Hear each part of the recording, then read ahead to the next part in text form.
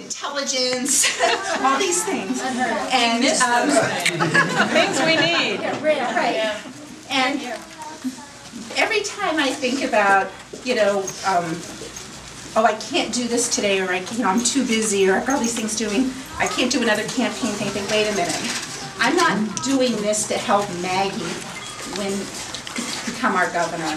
I'm doing it to help us, and we all need to do that, because this is raising, it for all of us, and we need to tell the rest of the state just how much Maggie means to us, and how she's improved the quality of life here in District 23, and how she will improve the quality of life in New Hampshire, and I have no doubt in my mind.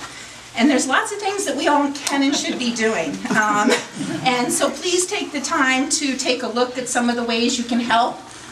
There's different comfort levels for everybody, and there's different ways you can engage in the campaign.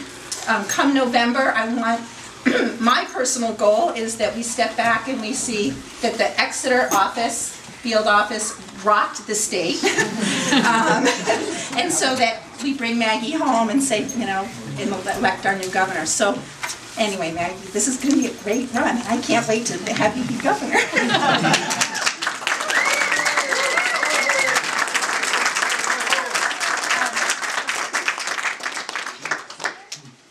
It's rare for me to be speechless, as all of you know, but that almost did it, Karen. Karen is a remarkable friend and a remarkable person, and 10 years ago when I first decided to run for state senate, Karen and I didn't know each other that well. I just knew about her effectiveness as a person and a community organizer, and I called her up and said, hey, want to chair a campaign for state senate? And she did without missing a beat, and we have both been at this ever since in various capacities, as have so many of you in this room, as supporters, as contributors, as volunteers, as people who ran for elected office yourself. My former fiscal agent Linda Beck is here somewhere in the corner. Another person, I called her in 2002 and said, I need a fiscal agent, and you're it. And she said, okay, and has been a real rock and a center for me. Bob Pryor, who is currently the chair of the Exeter Dems, is right over here.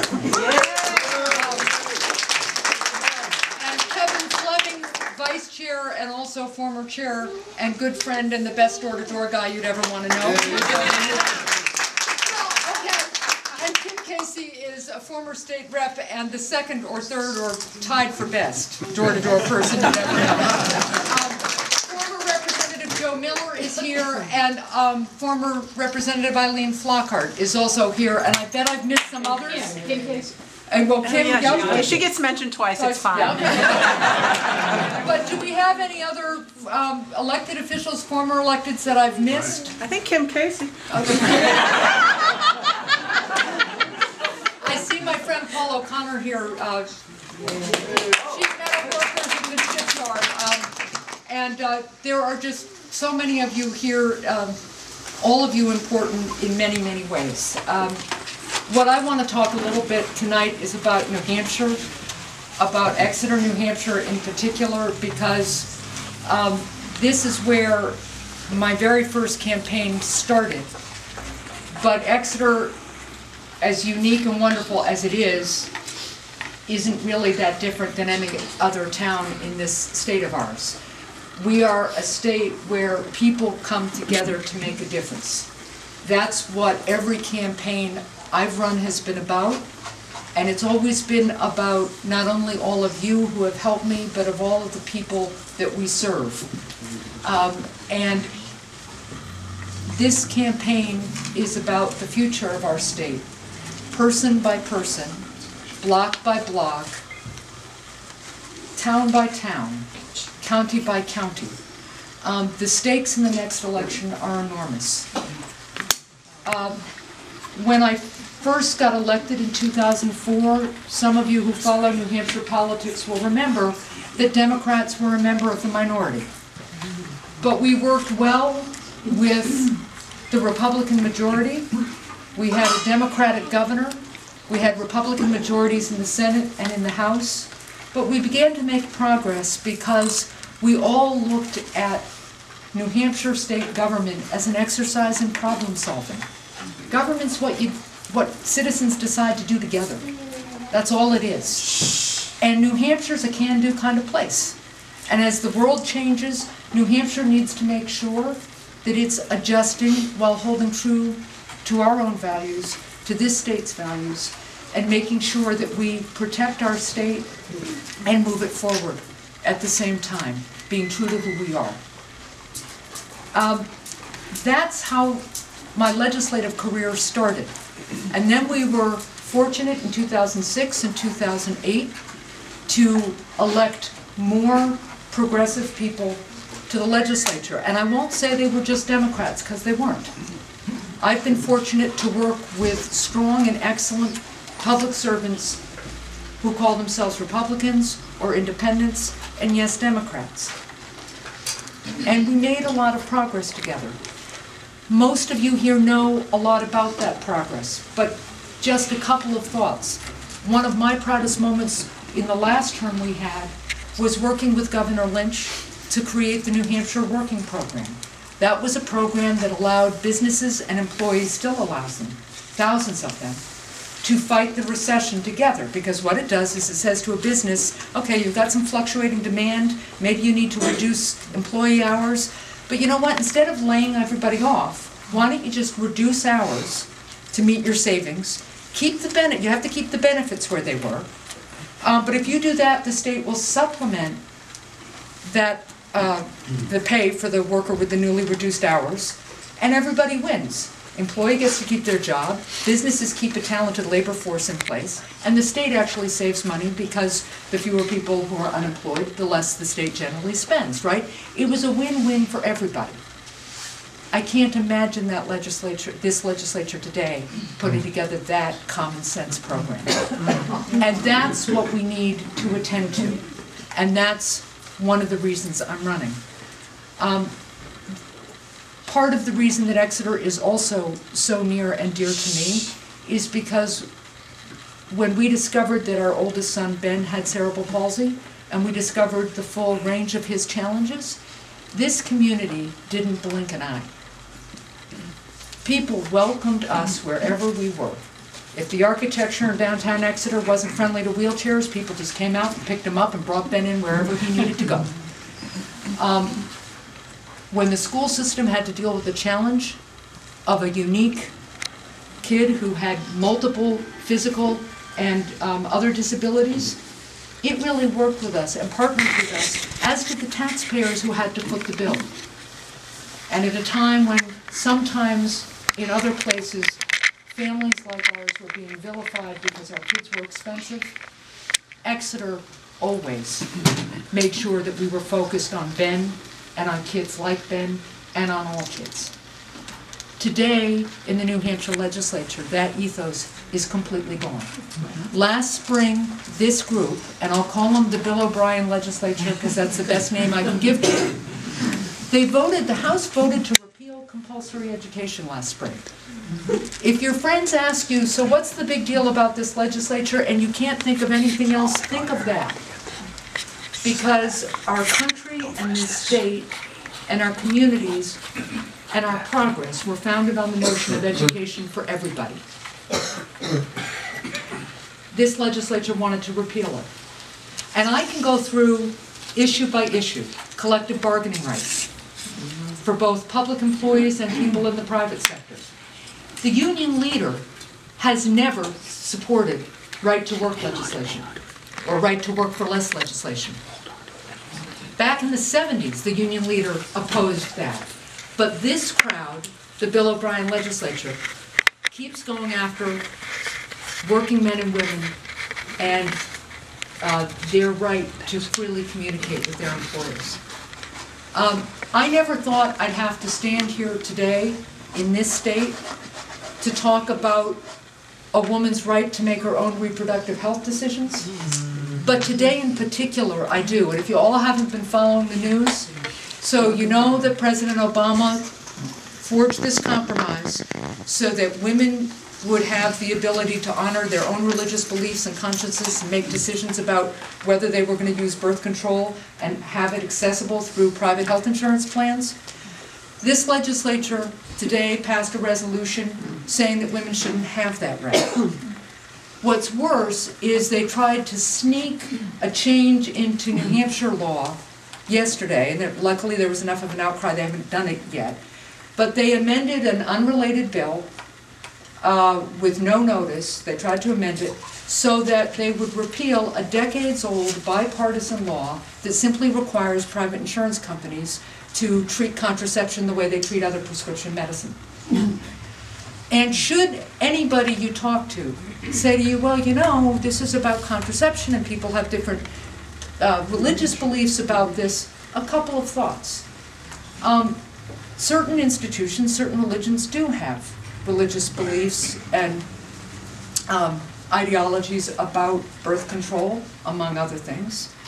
But their religious beliefs aren't the only ones that count in the United States of America. There are other religions that tell women they have a religious obligation to care for their health, to protect their families by caring for their health. And women have as much right in the United States of America and in New Hampshire to exercise those beliefs as any religious organization does. And I find myself sometimes wondering whether, if a religious organization objected, for instance, to blood transfusions, whether people would be so willing to say that private insurers don't have to cover something like a blood transfusion because a religion opposes it. We wouldn't. In today's world, the notion that elected leaders in the majority party in our state would essentially be telling over half the population, women, that they don't have the same rights to basic health care as men do is outrageous. I thought this was settled. Because this isn't, of course, just about health care, it's about our rights to fully participate in the civic life and the economic life of our communities. And when you take the example of this issue and talk about other issues along the same lines, you're going to find the same problem with this legislature. Whether it's people with disabilities like Ben who need to be included, deserve to be included, who contribute as full citizens, whether it's couples who want to marry the person they love, right? Yeah. The same legislature is going after marriage equality, even though 60% of our citizens don't think it should be repealed. So we are in a battle today with a group of people who've taken over our state, who ran on a notion that they were going to focus on jobs and the economy. Where is that? Where is that? And instead have been advocating an agenda that doesn't take us back just decades. It takes us back centuries.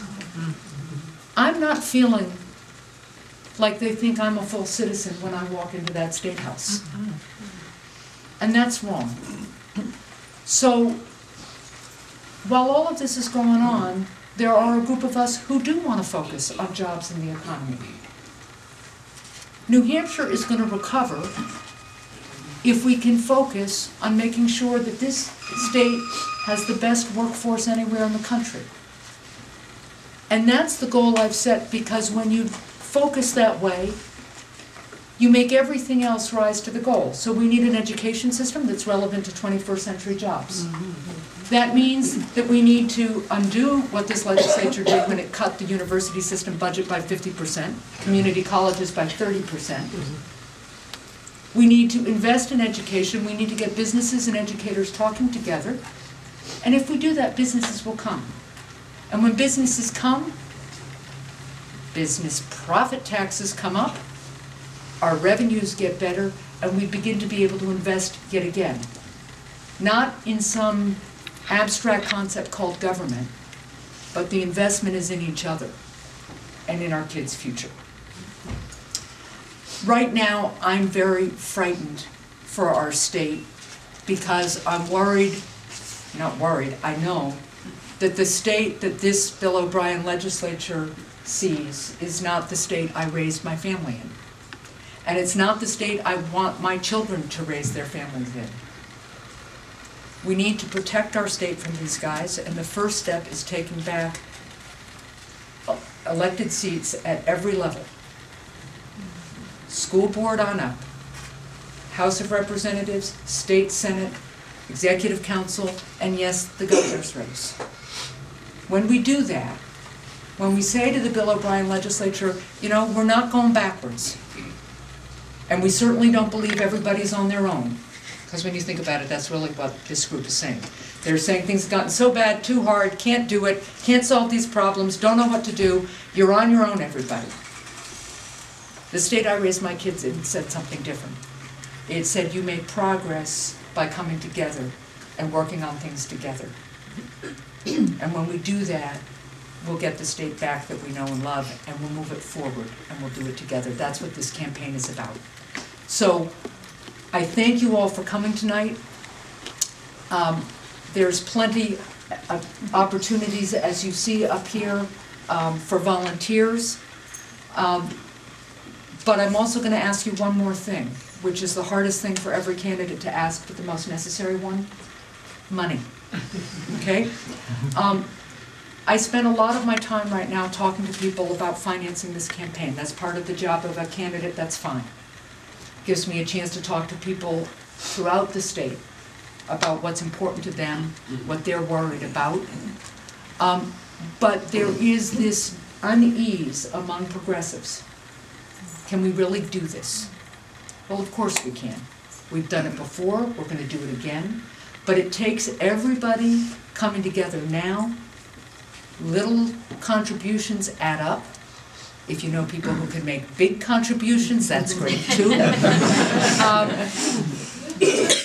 But you know, if we build this campaign now and get the resources together now and get organized and move forward, we'll be exactly where we need to be, which is on the ground and on the air this summer and this fall. And we'll tell our story to all of New Hampshire citizens. And what we know in New Hampshire is that when we tell our story, when progressives invite people in to change their state, we win and things get better. So thank you again for coming, and please eat up.